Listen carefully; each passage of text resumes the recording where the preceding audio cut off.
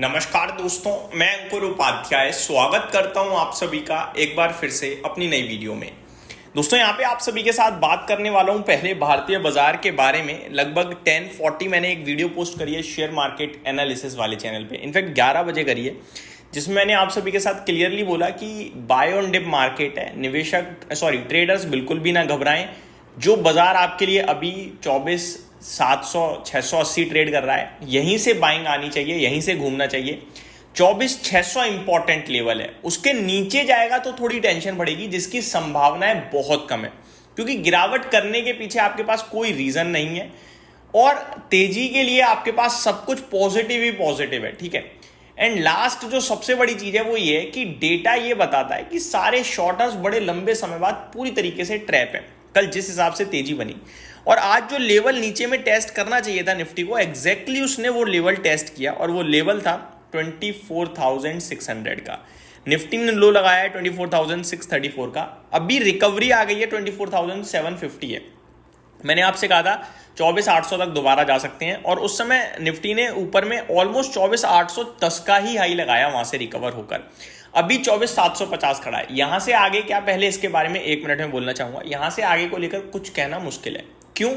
देखो, मंदी के लिए हम बिल्कुल नहीं सोच रहे हैं, लेकिन तेजी भी अगर मैं देखूं तो 24,800 और 25,000 तक की बनती है। अभी आप 24,600 और 25,000 के बीच में हो। ठीक है, 150 पॉइंट नीचे से ऊपर हो, ऊपर से 250 पॉइंट नीचे हो, तो ये मिडल है रेंज का। तो यहाँ पे आप तेजी या मंदी कुछ भी करना बेकार है। बट मेरे हिसाब से बाय ऑन डिप मार्केट है, इतना आपको क्लियर रहना है। बाय ऑन डिप, सेल नहीं करना है, सिंपल, बेचना नहीं है। ठीक है, इस थर्सडे तक मिनिमम, कम से कम इस थर्सडे तक आपको बेचना नहीं है, क्योंकि डेटा पॉजिटिव है। अब आ जाता हूं एफआईडीआईज के डेटा पे, एक बार आपके साथ भी शेयर करना चाहूंगा। एफआईडीआईज की बात करें तो कल इन्होंने दबा के खरीदारी करी है, स्पेशली एफआईआईज की बात करें तो, क्योंकि डीआईज तो फ्राइडे भी खरीद कर गए थे। एफआईआईज ने कल फ्यूचर्स में 8,285 करोड़ की बाइंग करी है और इसमें से 7,000 करोड़ की स्टॉक फ्यूचर्स में खरीदारी करी है। इसीलिए अगर आप नोटिस करें तो आज भी बाजार बेशक टूटे हों, लेकिन मार्केट ब्रेथ स्ट्रांग है, स्टॉक्स नहीं गिरे हैं। 1,850 शेयर्स पॉजिटिव है, 650 शेयर समथिंग नेगेटिव है एनएससी पे। एक गिरने वाले शेयर के सामने ऑलमोस्ट आप कह सकते हो कि 2 से ज्यादा बढ़ने वाले शेयर्स खड़े हैं आपके। तो ये डेटा क्लियरली दर्शा रहा है कि आपके पॉजिटिव शेयर्स की संख्या ज्यादा है। बात करें टॉप गेनर्स की तो Tanla platform, BDL, IIFL finance, सेफलर India, Redington का नाम दिख रहा है, जो कि 5 से 10% तक की तेजी में है। गिरावट कहां हो रही है? UPL, KFintech, Chambal fertiliser, PG Electroplast और भारतीय हेक्साकॉम में हल्की हल्की गिरावट देखने को मिल रही है, 3 से 5% तक की। अब कुछ और इंपॉर्टेंट डेटा और चीजों के बारे में शेयर करता हूं।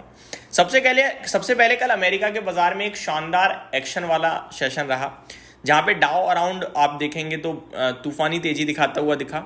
नेस्डेक इंडेक्स में बढ़िया तेजी दिखी। इनफैक्ट नेस्डेक थोड़ा ज्यादा ऊपर था। नेस्डेक की बात करें तो नेस्डेक में करीब 4.5% की तेजी थी। हालांकि डाउ भी कम नहीं था, 2.25% डाउ भी ऊपर था, 1160 पॉइंट की रैली थी। S&P 500 3.25% ऊपर था। रसल 2000 में 3.5% की तेजी थी। बात करें आज की तो आज अमेरिका के लिए इंपॉर्टेंट डे है। क्यों?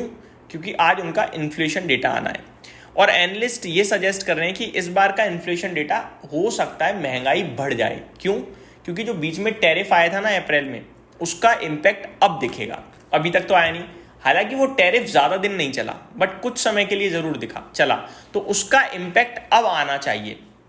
तो वो देखने वाली बात होगी कि कितना आता है, कितना नहीं आता है। अगर मैं बात करूं डाउ की, तो डाउ आपके लिए 70-75 पॉइंट नीचे ट्रेड कर रहा है इस समय। डाउ फ्यूचर्स जो हैं, अभी डिस्कशन करना वैसे नॉट वर्दी, बट मैं ऐसे अपडेट शेयर कर रहा हूँ। नेस्डेक और S&P 500 की बात करें तो ये भी एक तिहाई % हल्के हल्के नीचे दिख रहे हैं। Dow futures, Nasdaq futures, S&P 500 futures. बात करते हैं कुछ बड़ी खबरों की। चाइना यूएस के बीच में ट्रेड डील आ गई है। कितनी बड़ी है? बहुत बड़ी है। पूरा टैरिफ यहीं अटका हुआ था और ये आने से सब कुछ सॉल्व हो गया। एक आप कह सकते हो कि एक्सपोर्ट का राजा है और एक इस समय दुनिया का राजा है। हालांकि चाइना भी दुनिया का राजा अपने आप को मानता है और चाइना पे बहुत पावर है। तो इन दोनों के बीच में जो ये ट्रेड डील हुई है, ये अपने आप में बड़ी पॉजिटिव है। और भारत पाकिस्तान की जो बीच में तनाव चल रहा था, वो भी ऑलमोस्ट खत्म हो गया। हालांकि वो खत्म नहीं होता तो इन्वेस्टर्स को थोड़ा मौका मिलता खरीदने का, पर वो इतनी जल्दी सॉल्व हुआ कि मौका तक नहीं मिला इन्वेस्टर्स को खरीदने का। निवेशक क्या करें, अपने आप में एक सवाल है। काफी लोग ये भी सोच रहे हैं कि यार तेजी हो गई है, प्रॉफिट बुक कर लो। देखो, आपके पास जो वो उस समय पैरामीटर्स थे ना, वो सारे खत्म हो गए हैं। तो प्रॉफिट बुक मत सोचो, ये सोचो मैंने कब लेना है, कितना लेना है और कितने समय के लिए लेना है। अगर आप हमेशा 1 महीने 2 महीने की सोचते रहोगे तो कभी बड़ा पैसा नहीं बना सकते। ये याद रखिएगा। शेयर बाजार में लंबी अवधि का गेम है, ये ट्रेडिंग वगैरह में आप बना ही नहीं पाओगे कितनी भी कोशिश कर लो। कल जैसे मार्केट में गधा घोड़ा सब चलेगा, और आज जैसे मार्केट में जिसमें दम होगी वही चलेगा, क्योंकि मार्केट ब्रेथ आज भी पॉजिटिव है लेकिन स्टॉक बहुत सारे नीचे हैं, समझ रहे हो। तो जो बेकार है वो टूटेगा और जो अच्छा है वो ऊपर आएगा ही आएगा। जल्दबाजी में कोई सौदा काटना नहीं है। अगर लंबी अवधि का व्यू है तो सिर्फ और सिर्फ बाइंग ऑन डिप की सोचो। करंट सिचुएशन में क्या अच्छा लग रहा है क्या बुरा लग रहा है, तो मेरे को लग रहा है हर सेगमेंट से लार्ज कैप्स अच्छे हैं, यानी कि स्मॉल कैप से भी, मिड कैप से भी और लार्ज कैप से भी लार्ज कैप। जो अपने अपने क्षेत्र के लीडर्स हैं वही मेरी प्रेफर्ड पिक रहेंगे इस समय के हिसाब से। अब बात कर लेते हैं दोस्तों कुछ और इंपॉर्टेंट चीज़ों के बारे में, जैसे कि स्टॉक स्पेसिफिक क्वार्टरली नंबर्स। तो स्टॉक स्पेसिफिक क्वार्टरली नंबर्स की बात करूं तो अनूप इंजीनियरिंग के जस्ट अभी नंबर्स आए हैं, स्टॉक आधा % नीचे मूव कर रहा है, अभी जस्ट नंबर आए ही हैं। हैप्पीएस्ट माइंड के नंबर आए हैं सुबह 3%, 2.5% नीचे ट्रेड करता हुआ दिख रहा है, नंबर्स भी हल्के वीक थे।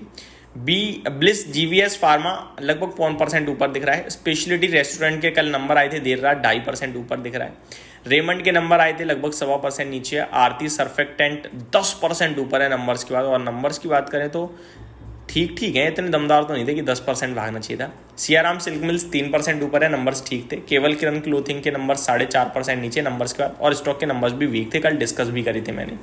जेएम फाइनेंशियल अपने नंबर के बाद 4.5% ऊपर है, नंबर्स एवरेज और ठीक थे, हालांकि साल दर साल बहुत दमदार थे, घाटे से मुनाफे में आई।